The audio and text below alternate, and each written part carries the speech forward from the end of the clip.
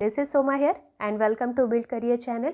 पिछली क्लास में हमने रिवेन्यू को देखा था और साथ ही साथ हमने समझा था कि टीआर, एआर और एमआर इन तीनों को हम कैसे कैलकुलेट कर सकते हैं विथ एग्जाम्पल।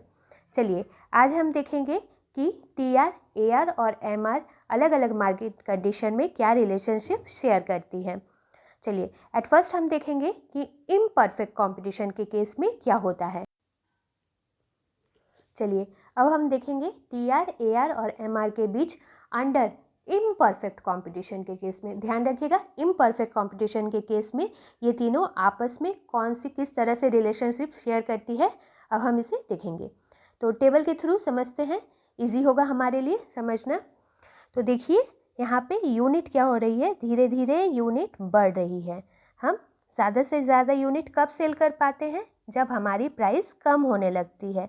तो देखिए धीरे धीरे प्राइस क्या हो रहा है, कम हो रहा है। पहले 10 थी, अब 9 हो रही है, 8 हो रही है और जैसे जैसे प्राइस घट रही है उतनी ही ज़्यादा यूनिट क्या हो रही है, सोल्ड हो रही है। ज़्यादा से ज़्यादा हम प्रोडक्ट सेल करते हैं। तो हमें पता है कि एवरेज रिवेन्यू क्या होती है, प्राइस के इक्वल होती है। इसीलिए देखिए जहाँ 10 है वहाँ सेम दोनों यूनिट हो रही है, ये 9 है तो एवरेज रिवेन्यू भी 9 है। इसी तरह से प्राइस और एवरेज रिवेन्यू क्या होगी, दोनों बराबर होगी। हम पहले ही देख चुके हैं एवरेज रिवेन्यू प्राइस के इक्वल होती है। नहीं देखा तो प्लीज़ पिछले क्लास को एक बार ज़रूर देख लीजिए, आपके लिए भी ईजी हो जाएगा समझना इसे। तो एक फर्म अपना ज़्यादा से ज़्यादा प्रोडक्ट कब सेल करती है, जब प्राइस कम होती है।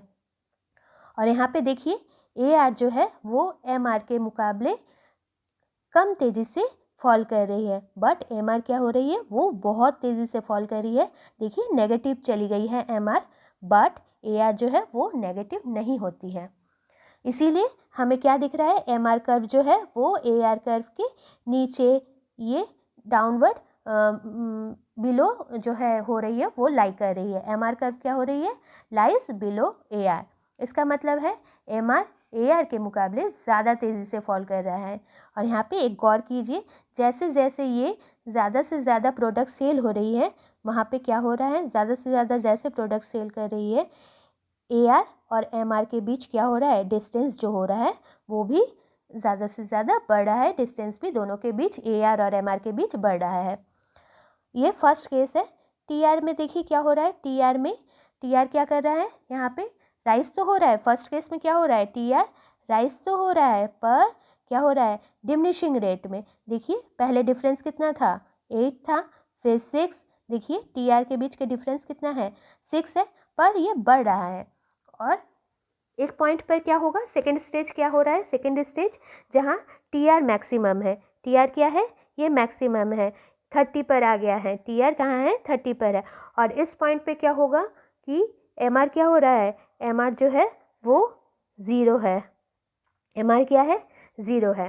तो ये जो स्टेज है यहाँ पे क्या हो रहा है कि टीआर जब तक इंक्रीज कर रहा है, भले ही वो डिमिनिशिंग रेट पे हो, पर एमआर पॉजिटिव रहेगा।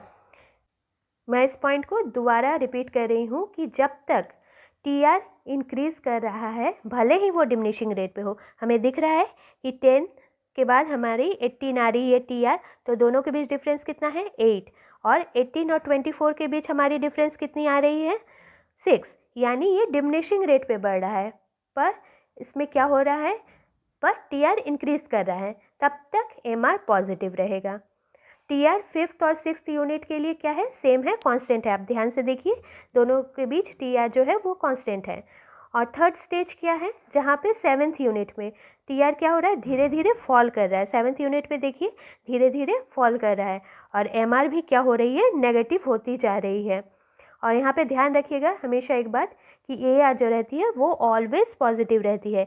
एआर क्या होती है, ऑलवेज पॉजिटिव होती है। ओके चलिए नेक्स्ट स्लाइड में हम इसे और भी, ये 3 कंडीशंस जो हैं इसे और भी क्लियरली मैंने इसे पॉइंट आउट किया है, लिख दिया है कि फर्स्ट केस में क्या होता है, टीआर इंक्रीज तो कर रहा है पर डिमिनिशिंग रेट पे इंक्रीज कर रहा है। देखिए टीआर बढ़ रहा है, हमने टेबल में देखा, पर ये डिमिनिशिंग रेट में इंक्रीज कर रहा है।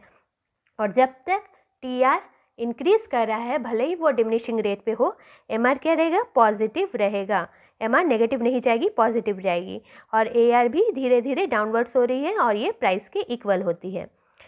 पर एम आर की ए आर जो रहती है वो हमेशा एम आर से ऊपर रहती है, एम आर ए आर के नीचे बिलो फॉल करती है, बिलो राइज करती है। और नेक्स्ट हम देखेंगे, नेक्स्ट जो स्टेज क्या है, देखिए टी आर इज़ मैक्सिमम। इस पॉइंट पे क्या हो रहा है, टी आर मैक्सिमम हो रही है और एम आर जो है वो ज़ीरो हो रही है। एम आर क्या हो रहा है, एम आर यहाँ पे ज़ीरो हो रहा है। देखिए 6 यूनिट पे क्या हो रहा है, जब हम 6 यूनिट सोल्ड कर रहे हैं तो एम आर हो रहा है ज़ीरो और ए आर भी फॉल कर रहा है, बट एम आर जो है वो ज़्यादा तेज़ी से फॉल कर रहा है ए आर के मुकाबले। थर्ड स्टेज क्या है, जब टी आर इंक्रीज तो कर रहा है, हमें दिख रहा है टी आर क्या हो रहा है, ओके यहाँ पे एक बात नोट कीजिएगा, टी आर डिक्रीज कर रहा है, इंक्रीज नहीं डिक्रीज कर रहा है, धीरे धीरे ये डिक्रीज कर रहा है और क्या हो रहा है, फॉल कर रहा है, टी आर फॉल कर रहा है या फिर डिक्रीज कर रहा है, जो भी कहिए। और एम आर क्या हो रहा है, एम आर यहाँ पे नेगेटिव हो रहा है, हमें दिख रहा है एम आर नेगेटिव हो रहा है, हम टेबल भी पहले देख चुके हैं, बट ए आर कभी भी नेगेटिव नहीं होगा। आई होप आपको ये इम्परफेक्ट कॉम्पिटिशन का केस समझ में आ गया होगा। तो हमने देख लिया कि इम्परफेक्ट मार्केट कॉम्पिटिशन में टी आर, ए आर और एम आर के बीच कैसा रिलेशन होता है। अब हम देखेंगे कि परफेक्ट कॉम्पिटिशन में इनका रिलेशन कैसा होता है। सो परफेक्ट कॉम्पिटिशन मार्केट में क्या होता है कि एक अकेला फर्म कभी भी प्राइस डिसाइड नहीं कर सकता। क्यों? क्योंकि जो परफेक्ट कॉम्पिटिशन का मतलब ही है कि एक जैसी कॉम्पिटिशन, यानी सारे फर्म जो रहेंगे वो एक जैसा प्रोडक्ट सेल करेंगे, सेम फीचर्स वाले प्रोडक्ट होंगे। तो जब इस तरह से हो रहा है तो क्या होगा, कोई भी फर्म अपनी प्राइस हाइक करके गुड्स को सेल नहीं कर पाएगी। क्यों? क्योंकि उसे लॉस फेस करना पड़ेगा। बिकॉज लोग जो रहेंगे क्या करेंगे, वो दूसरे फर्म की गुड्स को परचेज करने लगेंगे, क्योंकि प्राइस कम है इसीलिए वो दूसरे जो फर्म के प्रोडक्ट को परचेज करेंगे। तो परफेक्ट कंपटीशन में केस में क्या होता है, इंडस्ट्री जो रहती है वो प्राइस मेकर होती है और सारे फर्म क्या होते हैं, सारे फर्म जो रहेंगे वो प्राइस टेकर होते हैं। यानी सिर्फ एक अकेला फर्म जो रहता है वो कभी भी प्राइस को डिसाइड नहीं कर सकता, प्राइस को कंट्रोल नहीं कर सकता। इसीलिए क्या होता है, कौन प्राइस डिसाइड करता है, इंडस्ट्री। यस, इसीलिए ए आर यहाँ पे देखिए प्राइस के इक्वल है, हमें पता है कि ए आर प्राइस के इक्वल होता है। और साथ ही साथ क्या होगा, एम आर भी एवरेज रिवेन्यू के इक्वल होता है। देखिए हर जगह क्या हो रहा है, एम आर सेम आएगा क्योंकि वो एक्स्ट्रा प्राइस को वो बढ़ा नहीं सकता। इस तरह से वो क्या कर सकता है, इंडस्ट्री उसके लिए प्राइस सेटअप करेगी, वो अपने लिए, एक फर्म अपने लिए प्राइस कभी भी सेट नहीं कर सकता। इसीलिए एम आर क्या हो रहा है, यहाँ पे कांस्टेंट है। देखिए एम आर जो रहेगा वो हर जगह कांस्टेंट है, सिर्फ टी आर बढ़ता है। क्या होता है इस केस में, परफेक्ट कंपटीशन के केस में सिर्फ टी आर इंक्रीज होता है, ए आर, एम आर और प्राइस जो रहेगी वो सेम होगी, हॉरिजेंटली स्ट्रेट होगी और वो एक्सिस के पैरेलल होगी। तो आई होप आपको ये पॉइंट क्लियर हो गया होगा। तो अगर ये क्लास अच्छी लगे प्लीज़ लाइक शेयर करना। Thank you for watching this class.